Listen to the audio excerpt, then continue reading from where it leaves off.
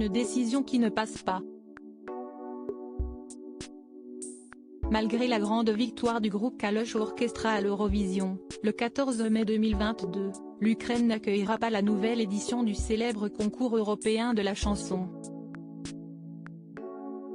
En effet, la 67e édition de cette compétition se déroulera à Liverpool, dans la salle MS Bank Arena, le 13 mai prochain.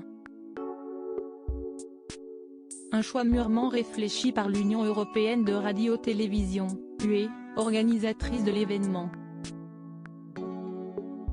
Face à l'instabilité de l'Ukraine, en guerre depuis l'invasion russe en février 2022, l'organisation a assuré que le pays n'était pas en mesure de réunir les conditions sécuritaires et opérationnelles nécessaires pour accueillir l'Eurovision.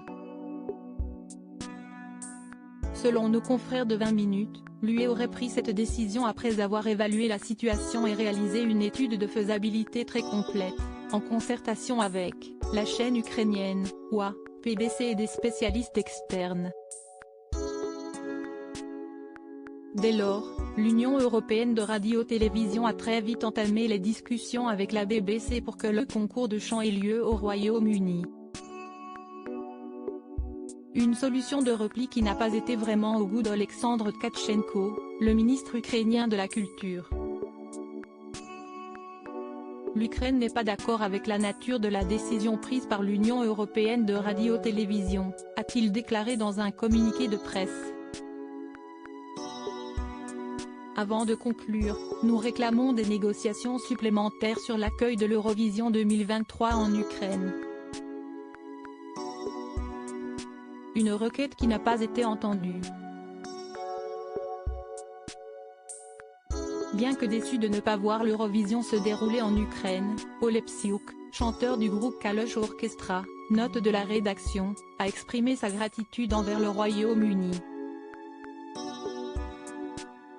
Nous sommes reconnaissants au Royaume-Uni pour sa solidarité et pour avoir accepté d'organiser l'événement en soutien à notre pays.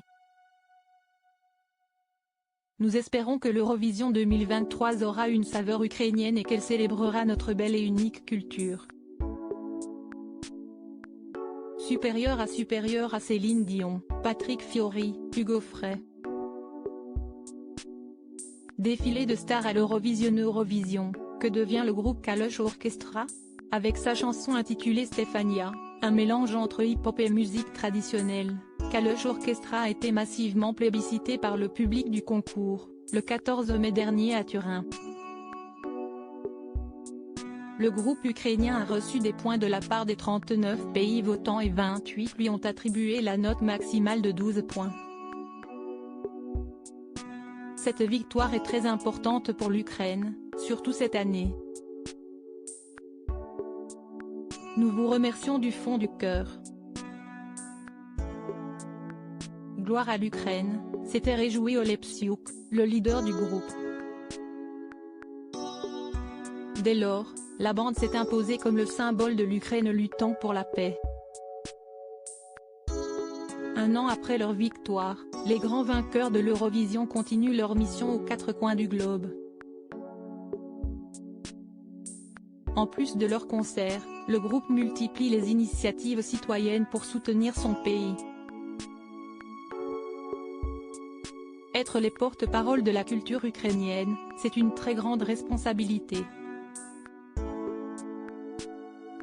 C'est celle de chaque artiste représentant la créativité ukrainienne sur la scène internationale et qui essaye d'aider son pays de toutes les manières, en portant la voix de son pays, en faisant des collectes pour l'armée ou des organisations humanitaires, a confié Timofey Mouzichuk auprès de 20 minutes, en février dernier.